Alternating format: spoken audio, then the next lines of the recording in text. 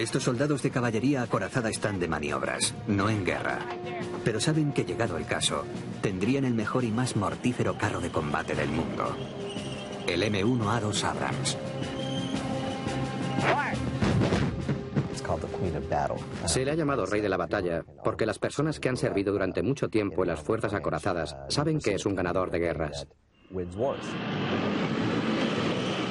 Además de ser casi impermeable a los ataques, estas máquinas de guerra de alta tecnología pueden superar fácilmente casi cualquier obstáculo. Proporciona una protección formidable al soldado. Es mortífero e infunde miedo entre los enemigos. Antes de que el Abrams estuviera operativo en 1980, tuvo que superar una serie de problemas técnicos y políticos. El éxito de su despliegue se debió en parte a las lecciones aprendidas a lo largo de casi un siglo de combates entre blindados. Los primeros carros de combate usados en la guerra moderna fueron introducidos por los británicos y los franceses para terminar con el equilibrio de la guerra de trincheras durante la Primera Guerra Mundial. Si nos remontamos a la Primera Guerra Mundial, los soldados estaban ocultos en las trincheras, pero la introducción del tanque permitió que salieran a campo abierto. Los primeros carros desarrollados por los británicos y los franceses fueron un intento para avanzar por campos batidos por la artillería. Tenían orugas de tractor que les permitían cruzar por terrenos demasiado difíciles para vehículos con neumáticos. Sin embargo, estos primeros carros fueron presas fáciles para el fuego enemigo concentrado y se averiaban con mucha frecuencia. Por eso el éxito de los carros aliados fue limitado, aunque suficiente para animar a los Estados Unidos a desarrollar sus propias fuerzas acorazadas. Norteamérica comenzó a entrenar soldados para la guerra de blindados después de la Primera Guerra Mundial, pero el ejército no quería gastar demasiado dinero en divisiones acorazadas. La caballería montaba en caballo, no en tanques. No estaban interesados en esas máquinas grandes y ruidosas que algunos querían introducir. Militares como Eisenhower y Patton abandonaron los cuerpos acorazados para ir a otros servicios debido a que no había posibilidad de progresión ni fondos para ellos. Durante los años 30, los alemanes, dirigidos por el general Erwin Rommel, construyeron una formidable fuerza compuesta por poderosos blindados. Sus divisiones Panzer casi eliminaron a sus oponentes en los primeros años de la Segunda Guerra Mundial.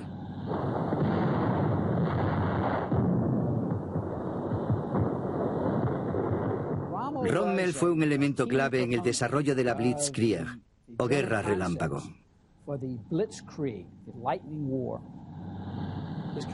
Su concepción de rápidos ataques seguidos por fuerzas de apoyo durante la Segunda Guerra Mundial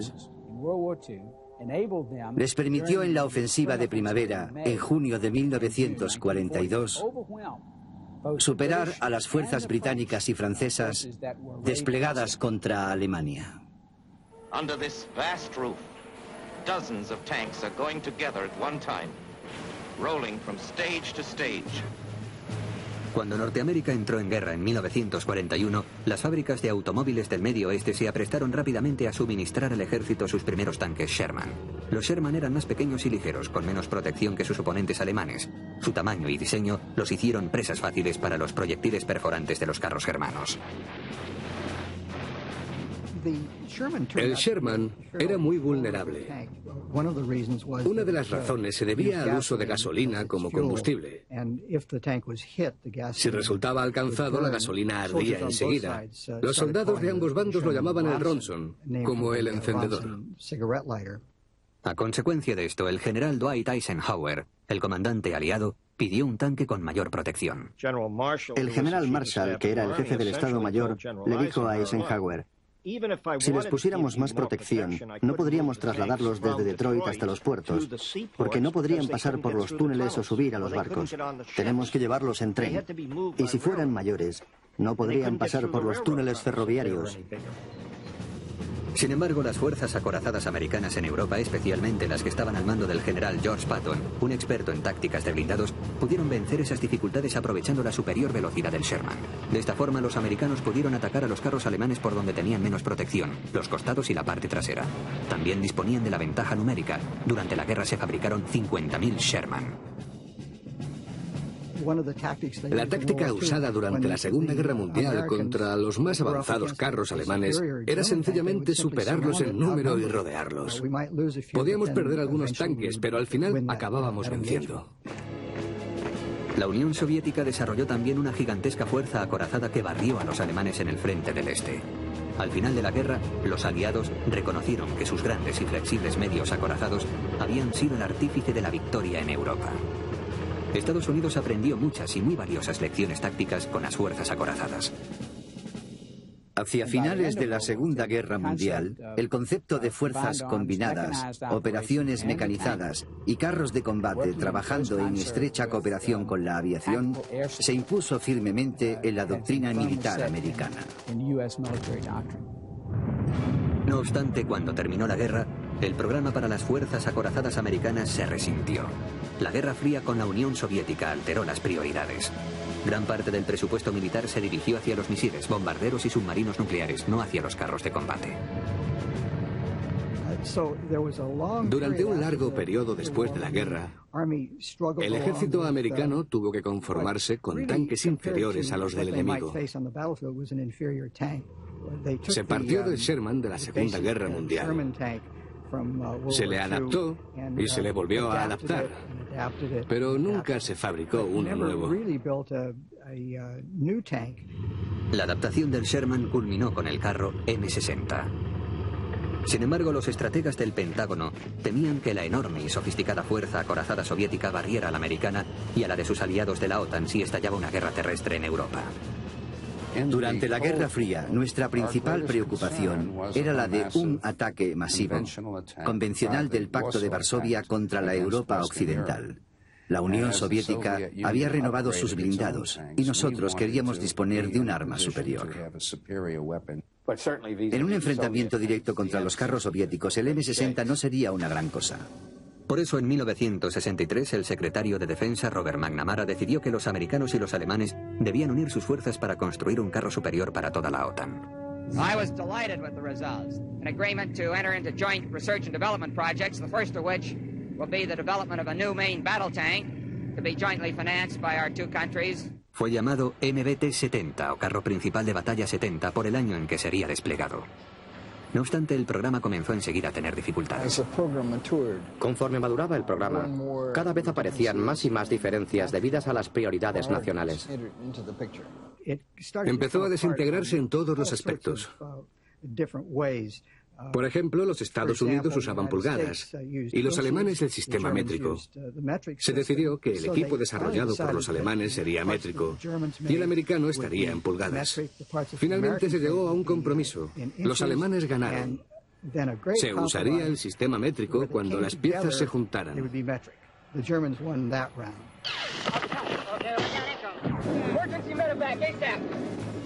Mientras las dos naciones discutían durante el diseño del nuevo tanque, Estados Unidos volvió a entrar en guerra.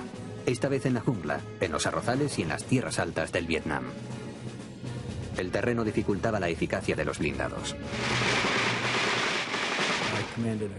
Yo estaba al mando de una división de caballería acorazada. Disponía de 9 tanques M48A3. Con ellos podía ir a cualquier lugar. Atravesaban la jungla derribando los árboles. Se tardaba, pero íbamos a todas partes. De vez en cuando nos atascábamos en los arrozales o en las charcas. Durante el monzón debíamos tener mucho cuidado. El general William Westmoreland, comandante de las fuerzas americanas, no estaba convencido de que los blindados desempeñaran un papel preponderante en una guerra de guerrillas como Vietnam. El helicóptero, en cambio, se convirtió en el sureste de Asia en el arma más poderosa del ejército.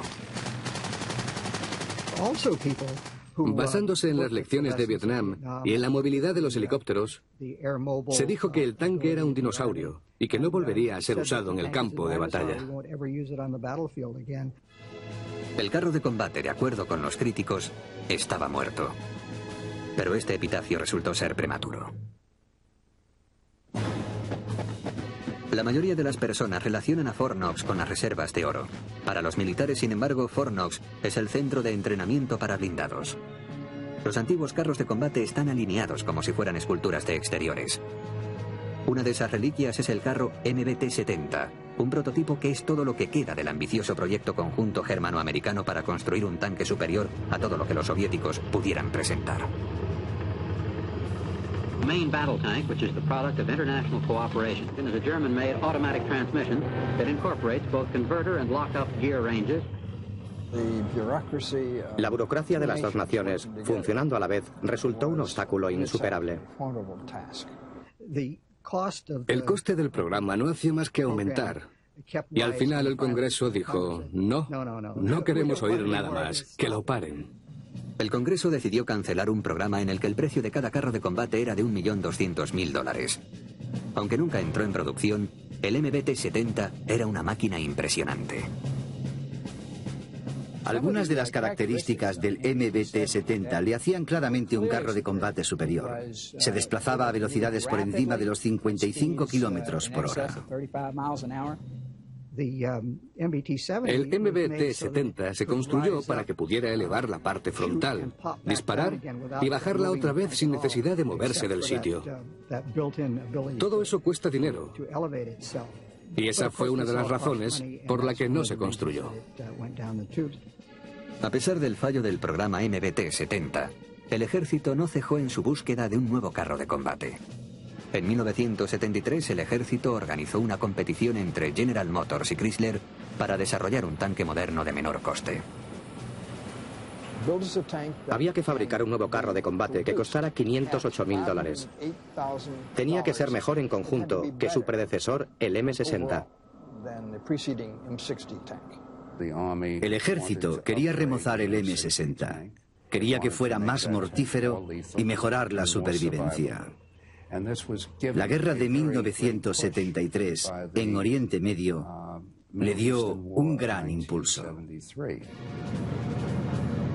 En octubre de 1973, en el día santo del Yom Kippur, Israel fue atacado por sorpresa por Egipto y Siria. Docenas de tanques israelíes fabricados por los americanos fueron destruidos por la infantería egipcia, provista de misiles soviéticos guiados por cable, que solo costaban $1.000 la unidad.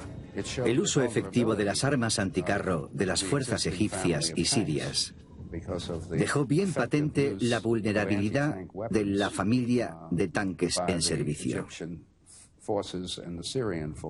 Varios miembros del Congreso habían luchado con uñas y dientes contra los gastos militares. Pero de repente, después del ataque árabe contra Israel, competían los unos con los otros por ver quién gastaba más en el presupuesto militar. Sin embargo, muchos congresistas eran reacios a invertir más dinero en carros de combate, creyendo que sus días estaban contados. Objetaban que en los juegos de guerra del ejército había quedado patente que los helicópteros, disparando misiles guiados por cable a una distancia superior a los 3 kilómetros, habían destruido 18 carros como media antes de ser detectados. When you invest millions and millions of dollars, even hundreds of millions of dollars in a tank that could be knocked out by a very inexpensive anti-tank weapon, it becomes a very questionable thing. In fact, it's obvious nonsense. Estando en curso el desarrollo de misiles guiados por láser con una mayor efectividad, muchos predijeron la obsolescencia del carro de combate. Cuando dejé la investigación y desarrollo en el Departamento de Defensa, dije que a la larga estos nuevos sistemas anticarro derrotarían a los tanques. Sin embargo, los defensores de un nuevo carro de combate vanguardista descubrieron algo que los críticos habían pasado por alto. Las nuevas armas anticarro usaban cabezas bélicas con explosivos químicos que podían penetrar fácilmente en las corazas. Pero los británicos habían desarrollado una nueva clase de blindaje que era impermeable a estas cargas. El ejército descubrió casualmente que los británicos habían desarrollado un nuevo blindaje. Se quedaron sorprendidos. Los proyectiles rebotaban en él. El nuevo blindaje fue llamado en código Burlington. Inmediatamente infundió nueva vida a una máquina que estaba en la lista negra. A mediados de los años 70, se estaba desarrollando un nuevo carro de combate llamado XM1 en la fábrica del ejército cercana a Detroit. Los trabajadores de la General Motors y de la Chrysler trabajaban en ella para ganar el contrato. Esta competición era especialmente dura para Chrysler, que había construido los antiguos tanques del ejército. El doctor Philip Led, que había sido el ingeniero jefe del M48 y el jefe del proyecto del M60, dirigía el equipo de la Chrysler. Desde los primeros días de la competición, nuestro equipo sintió la necesidad de ganar el contrato. Al comenzar el trabajo le recordé que esta no era una materia de vida o muerte, era todavía mucho peor. Ambas compañías habían creado prototipos aprovechando las lecciones aprendidas con el MBT-70 y la guerra árabe-israelí del 73. El general Creighton Abrams, jefe del Estado Mayor, impuso que la supervivencia de la tripulación debía ser prioritaria en el nuevo tanque. Una persona clave fue Craig Abrams, uno de los jóvenes jefes de tanque de Patton en Europa. Realizó incursiones espectaculares contra los alemanes.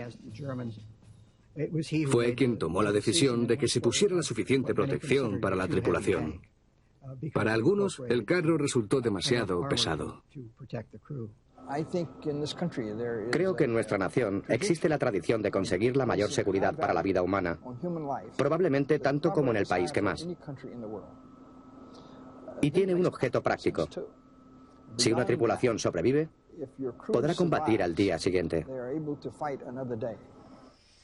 El nuevo blindaje inventado por los británicos y mejorado por los americanos hizo posible esta supervivencia. El blindaje se componía de varias capas protectoras, todavía secretas, que recubrían el casco de acero. Era extremadamente pesado. Un blindaje especial requiere un volumen mayor. Recubre varias áreas del carro con un espesor del orden de varias decenas de centímetros. Los ingenieros se vieron forzados a instalar un nuevo motor de 1500 caballos de potencia para impulsar al tanque de 60 toneladas. Quizá el problema más difícil de resolver fue la elección del motor. Los alemanes y el ejército habían usado durante años buenos motores diésel. Tenían mucha experiencia y les gustaba el diésel. Por eso General Motors usó un motor diésel. Pero el equipo de Chrysler empleó algo totalmente distinto. Su tanque llevaba una turbina, similar a la de los reactores y helicópteros. Escogimos la turbina principalmente por su fiabilidad. Otra ventaja era su peso ligero, unos 1000 kilos más ligera que el diésel usado en aquellos días. Eso significaba que podíamos dedicar más peso al blindaje. La turbina era más silenciosa y limpia. El tanque podía acercarse sigilosamente al enemigo. También tenía mucha aceleración. Pasa de estar parado a alcanzar gran velocidad en un tiempo muy corto. La velocidad es de 96 kilómetros por hora. Su turbina le permite saltar los obstáculos, pero consume mucho combustible. Y dentro del ejército nos hacíamos la pregunta de si debíamos elegir esta nueva planta de potencia en lugar de seguir con el conocido y probado motor diésel. Era arriesgado. No estábamos seguros de si el ejército nos elegiría. No había otro carro de combate en el mundo que tuviera turbina. La decisión era especialmente importante para Chrysler. La compañía tenía problemas financieros y necesitaba el contrato. La competición de los tanques fue toda una demostración. Parecía que la General Motors había ganado. Se preparaban para descorchar el champán. Pero existían dudas. ¿Era ese realmente el carro que queríamos? Se tomó una decisión que fue muy discutida. Vamos a hacer unas cuantas pruebas más. Led y el equipo de la Chrysler hicieron algunos cambios que les permitieron presentar una oferta más económica que la de General Motors. Chrysler habló con sus suministradores y les dijo, bien, tenemos que bajar los precios. Respondieron favorablemente y Chrysler ganó la competición. El nuevo carro de combate rompía con todo lo anterior. Por primera vez que yo sepa, el combustible iba separado de la tripulación, detrás del blindaje frontal. La munición estaba situada en las corazas más gruesas de la parte trasera. Si el fuego enemigo alcanzaba la munición, esta estallaba y los paneles saltaban permitiendo que la tripulación no resultara herida. Un visor térmico permitía a la tripulación escoger cuidadosamente los blancos por la noche. Unos nuevos ordenadores digitales sustituyeron a los analógicos, aumentando la precisión de la balística. Disponían de telémetros de láser y de un avance revolucionario. El tanque podía disparar casi con la misma precisión en marcha que estando parado. Teníamos que desarrollar un sistema de estabilización que mantuviera la línea de tiro fija al objetivo, mientras el vehículo se desplazaba saltando y dando vueltas por el campo. Es mucho más fácil estabilizar los giróscopos que un sistema ligero de visor de cruz.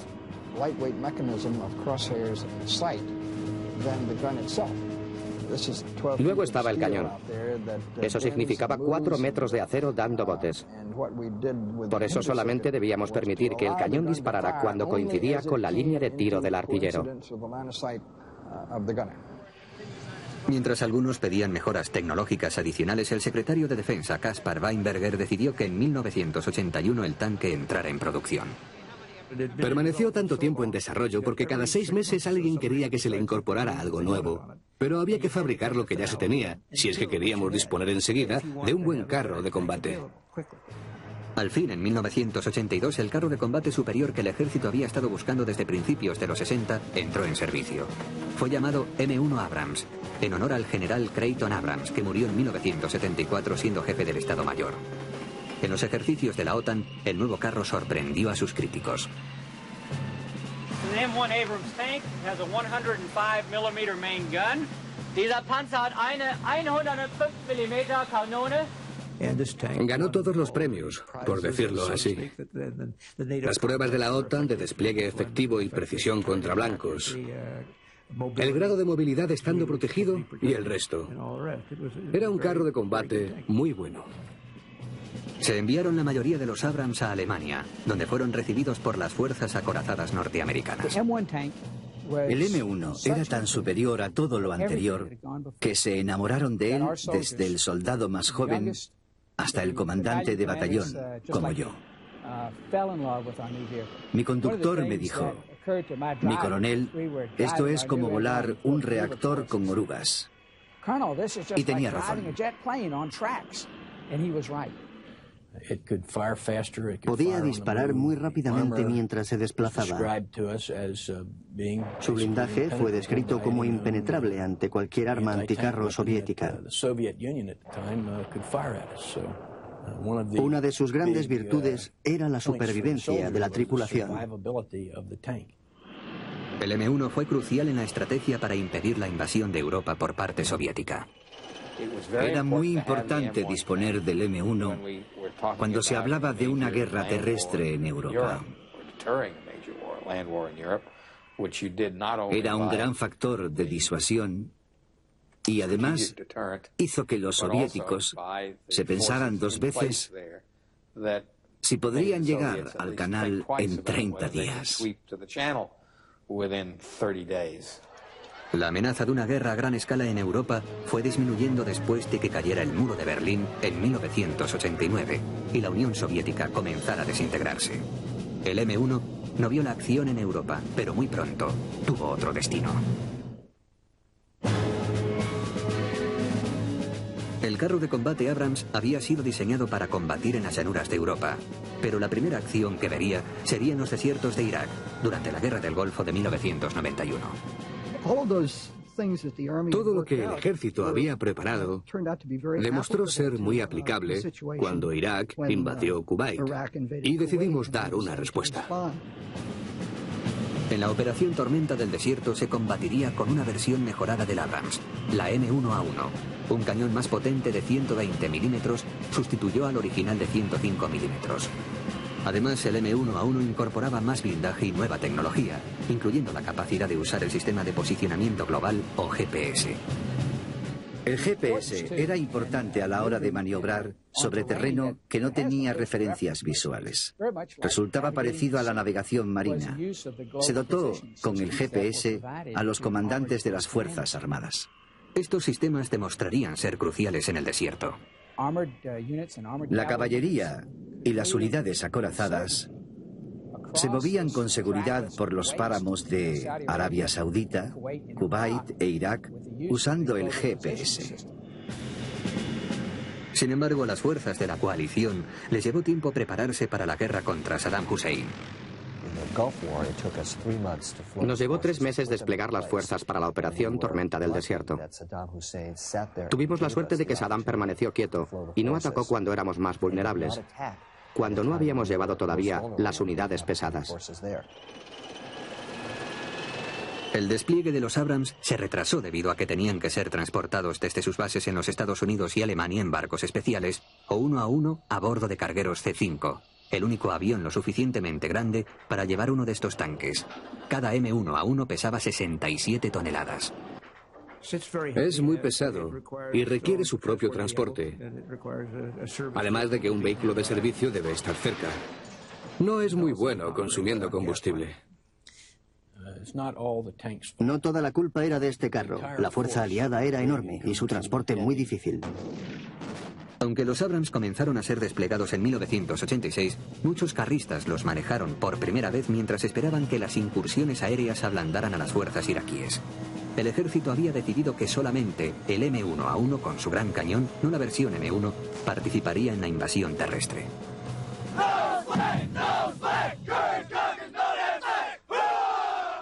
Venimos a quedarnos aquí. No hay problemas con nosotros, estamos bien preparados. Tenemos suficiente agua y combustible. Podemos sobrevivir, quedarnos y combatir aquí. Las unidades acorazadas tenían que aprender a luchar sobre un terreno muy distinto del que habían sido entrenados en Alemania. Estábamos acostumbrados a los corredores y a las áreas restringidas de una posible guerra en Europa. Nos encontrábamos en espacios abiertos. Pero los ejercicios y el entrenamiento nos permitieron adaptarnos rápidamente. Cuando el combate terrestre comenzó en febrero de 1991, los Abrams demostraron ser un arma muy eficaz y de muy alta tecnología. Nuestros carros eran lo mejor que se podía ver en aquel ambiente del desierto. Corrían con sus 70 toneladas por donde no había pasado nadie. Ni siquiera había huellas de camellos ni de cabras.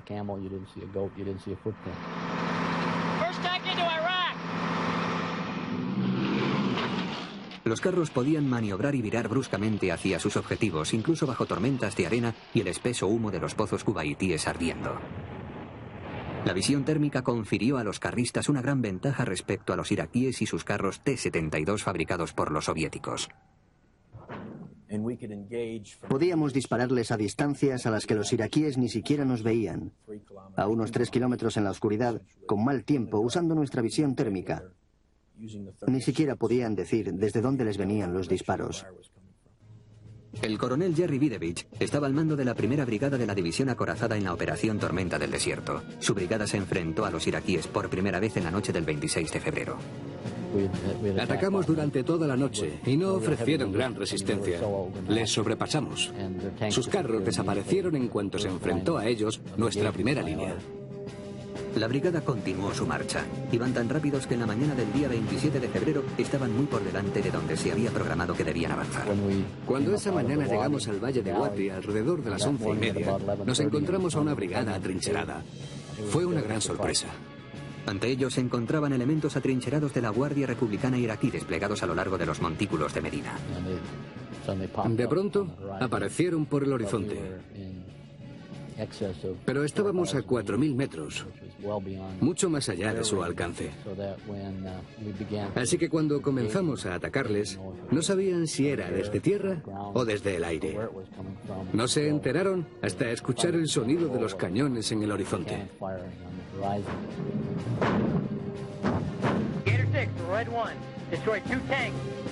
La brigada acorazada americana estaba demasiado lejos para divisar a los iraquíes a simple vista, pero sus visores térmicos distinguían claramente al enemigo. Los ordenadores de los misiles dirigieron con precisión el fuego de los cañones.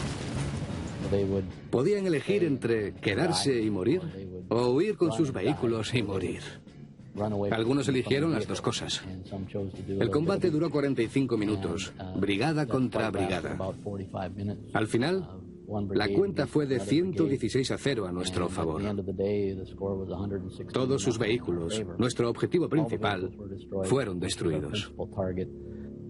El colapso de las fuerzas iraquíes sorprendió al ejército y a la inteligencia americana. No esperaban una victoria tan fácil. Antes de la guerra del desierto, se esperaban unas pérdidas de 10.000 hombres. ¿Por qué tantos? Bueno, disponían de los T-72 y habían estado en guerra contra los iraníes durante 8 años. Pero no nos dimos cuenta de la ventaja tecnológica que teníamos respecto a los T-72.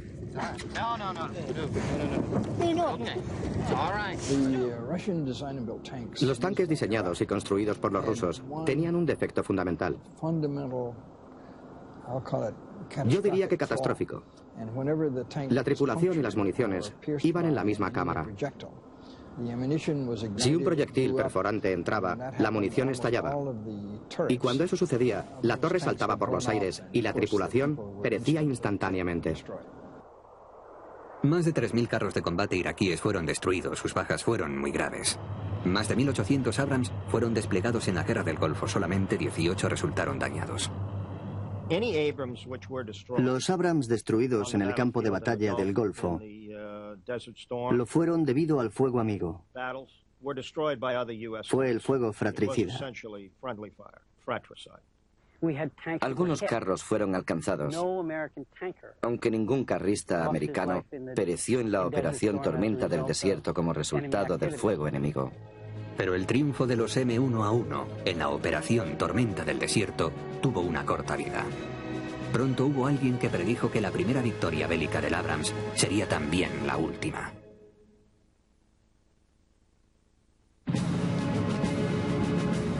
El fin de la Guerra del Golfo coincidió con el final de la Guerra Fría. Con la caída de la Unión Soviética y del Pacto de Varsovia, los fondos militares americanos comenzaron a evaporarse. El presidente Bush presentó un plan para reducir en un 40% las Fuerzas Armadas. Hubo muchos que se preguntaron cuál sería el papel del ejército después de la Guerra Fría. El ejército quería actualizar sus Abrams a la nueva versión, la M1A2. Pero el Congreso era reacio a aprobar los fondos para el programa. For a budget which is drastically changed from the budgets of the past. Después de la Guerra del Golfo nos encontramos con la opinión en contra del presupuesto del ejército. Teníamos que convencerles de que era conveniente pasar al nuevo carro, pero por decirlo así, no vendimos la moto. Irónicamente, fueron los sauditas los que mantuvieron vivo al nuevo tanque al sustituir sus antiguos modelos con el M1A2. Compraron el M1A2 cuando nosotros no teníamos recursos para hacerlo, ni apoyo político en el Departamento de Defensa. Fue una suerte que lo compraran, porque así la línea de producción siguió abierta. Al final el Congreso estuvo de acuerdo en actualizar los Abrams al modelo M1A2. Pero la oposición en el Congreso no era solamente por los fondos. Muchos congresistas creían que el carro de combate ya no era un arma efectiva.